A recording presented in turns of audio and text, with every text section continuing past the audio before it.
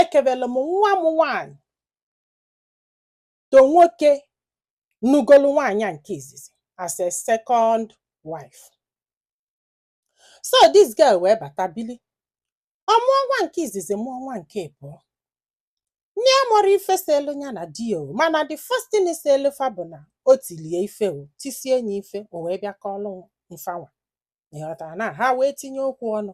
Na since afọ this man kwụrụ ọtọ gbaka, this man kwụrụ ọtọ chenjie, this man kwụrụ ọtọ kpọnwụ ya asị kpọgbuo.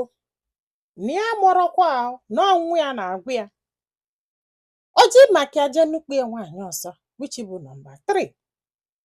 So fa niile bili, mana ife mezili na bụ na this man jesie bata gote ihe.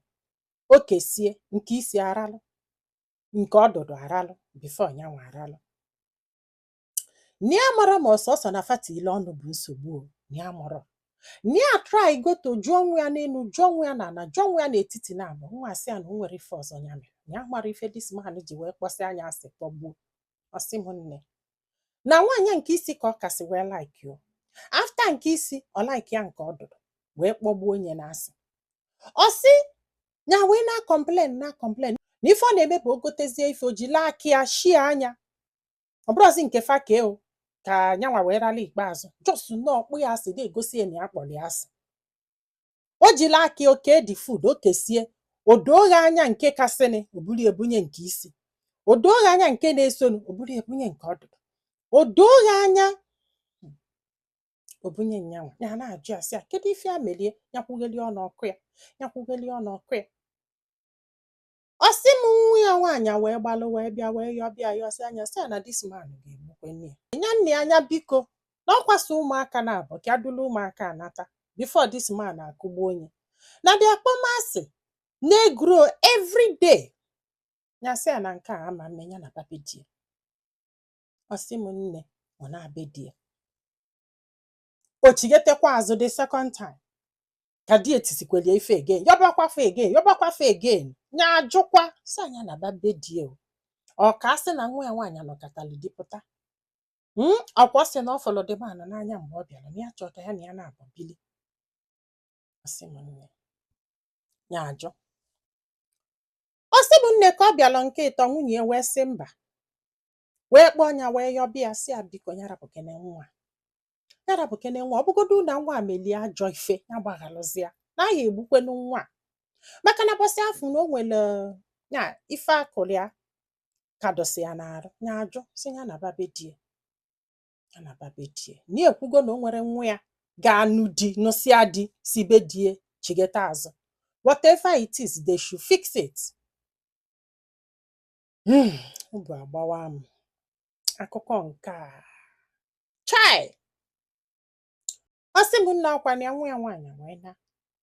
After 5 days nwa ya nwaanyị abịasịrị ya biko nke ikpeazụ. Di ya wee jee afịa wee gote watermelon. Watermelon bụkwa n'ihe na-ese. Wee bulu ya wee bata. Wee bulu nke kasịnị bunye nwaanyị isi. Wee bulu the second one. Wee bunye nwaanyị nke ọdụdụ. Wee bulu the small one. Wee bunye. Nwa ya nwaanyị wee sị na ya ama mbụ. Kedu ife ya melụ gị? Kedu aja ife ya melụ gị na akwụlụ gị di? Kedu ife iji wee kpe ya asị? N'ife a bụrụ okie. Si di wee si ode ka ọ na-agwa ịkwa adatụ ya. Ya na-ekwu ọ na-ekwu ya mechie ọnụ ya. Si dịga ọjọọ na ya ma mmechi ọnụ. Jụbịa kedu ife ya melụ gị? So ọgba anya ọlọsịa ichi itinye ihe gị tibe m. O tikwu ya again sị nwa ya nwaanyị wee bọlụ. Ịghọtara na nke ọ mara ya nke abụọ. Si fa na abụọ gam.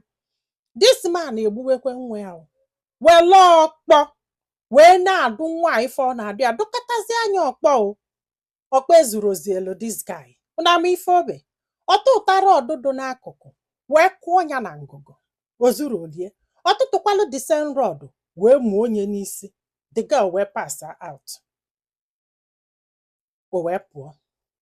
Ka the man pụziri na nwa ya nwaanyị ada emegelizi arụ. Ụmụ nwaanyị na-abụ ọnụwa abụ ndị nwunye wee jekute mmiri wee gbaa anya. O wee nọgharịa. Ha wee bulie wee jebe ebe a na-ele ọgwụ. Onye na-ele ọgwụ wee nenesie wee sị na ihe akụlụ ya dị too much o. Mana ya ga-try. Ọkwa ịghọtago? Enyi ya ọgwụ nyesie ya ọgwụ tritisie nye. Na nwa ya nwaanyị ekwere solu ha nabazia baki wee jebebe enyi ya nwaanyị wee luo be enyi ya nwaanyị wee sasịa arụ di na-enwe obele si ka ya n'aka jefe ụmụaka wee naba ahụ wee nalutebie banye na rumie jedinelana. Oluo n'abalị ọpụta ka ọ pụtara ịmagolu ọ na-ada ada na-ada ada na-ada ada. One of the wife wee fịa wee jekwa die o wee sị ya na nwunye nke ịbụọ na-adakwa ada na ọ na-eme ka ya sị na arụ adọsịrị ahụ ka eduli ejebe ụlọ ọgwụ. Ọ sị akọghị si ebe a pụọ. This girl wee baa n'ụlọ wee naba. Apụta ụtụtụ ka ọ pụta ọ pụtara. Pụta ụtụtụ ka ọ pụta ọ pụtara. Nwaanyị nke afụfụli anụ dị worried wee baba ahụ wee luo wee metebie wee fụ na ọ dị ekuzi ụmụ ọfụma ahụ wee tie mkpu. Nwaanyị nke ịbụọ gbata ịgbagolunu mkpu wee dabasị anụ die wee ga wee je weta moto ewee bulie wee jebe ụlọ ọgwụ. Ewee luo n'ụlọ ọgwụ wee zia mpịa nwa nwụrụ. Ụwa nke a ewee kpọọ papi ya na fon wụ papi ya na-akọlụ m ihe a wee sị anya bịakwa nọ na adị ya nwaanyị ahụ.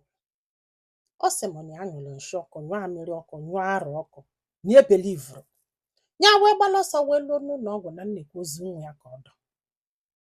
Chai nya wee jụba dịbanụ si na ọ gwarakwa ife menụ na ọjọs obere ife nya tiri ya nọ nna anọ ibi ogwogwogwogwogwo ya wee sị dọkịta na ọtọpsi nya ewelu fonu kpọọ nwa ya nwoke n'obodo oyibo mee ọtọpsi. O wee mee ọtọpsi ọ bụrụ na rọd afọ akọrọ ya n'isi na ọbara na-agbụ ya n'ime arụ denụ nke akọrọ ya na ngụgụ na ofu ngụgụ gbajiri agbaji ọbara na-agbụ ya n'ime arụ na ọ bụrụ na ebuoli ejebe ụlọ ọgwụ after the na-aka azọta this girl feduli ejebe ebe a na-ele ọgwụ akwa ifugo. Ọ sị m nne ya belu nne ebe nne ya be etiti na abụọ nwoke ebenyele m o benyere m nzuzu ka ọ na-akọrọ m ife a. Ya wee je weta eke o wee kpọlụ di ya wee kpọchie n'ife a bụ pure igbu mmadụ etinyere ewepụrụ.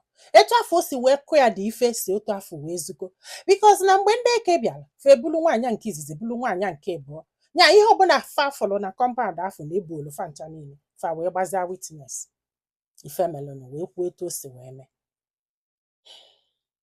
Ọ sị m nne na ọ bụrụ ife melụnụ ka a na-akọzi na ife a na-akọzi bụ na ya ji aka ya bụ nwunye ya maka na ya chọrọ ịbụ nwoke na nwunye ya nwere ike ịgbaghara ya ife a n'ụwa na o nwere ife nwunye ya ayọrọ ya ka nwa anatakene weta ụmụ na-abụ ya ajụsị ya na babe die ya chọrọ iso na ndị a ga-agụnye nwa fa nụsịrị di nata now na eluzugo dị nwa.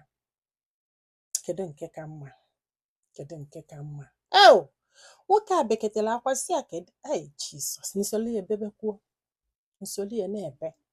Ọ sị m na ife a ji wee wetala anyị akụkọ bụ ka gịnị mee maka fanwa bụ ndị na-eme fada ekwe na marriage is for better for worse na mgbe gboo na-ada eme gịnị nwaanyị ada anatabe die nwaanyị ada eme nke a na one day na ụdị kọlụ ya receive ka ị ga-receive n'eziokwu na ọ ga nwoke nọ na nga mana still ọ dụrụ enough. Ka ekwenụ maka nwunye kwere agbaghali alụ tata ụmụ ya niile na-atị ụta na a na-afụtazi adụ ka chai kedu ka ị ga-esi tigide nwaanyị ife kpụba rọd kpụba igwe nwaanyị ọ na-etigbu gị ka ọ gịnị ọ tagodo gị alụ what is that? Kịta anụwa akpọrọ ya akpọchie nwaanyị nke izizi enwerezikwanụ di ụmụ ya enwerozi nna nwaanyị nke ikpeazụ o nwerezikwanụ di ụmụ ya enwerezi nna. This man kịta anụwa jụrụ na nwa ya nwaanyị na-edu ụmụaka na-abụ nata be nne ya ịma na ụmụaka na-abụ nọzi be nne ya na nọọ nwunye na-enetefe anya. Unu afụlụ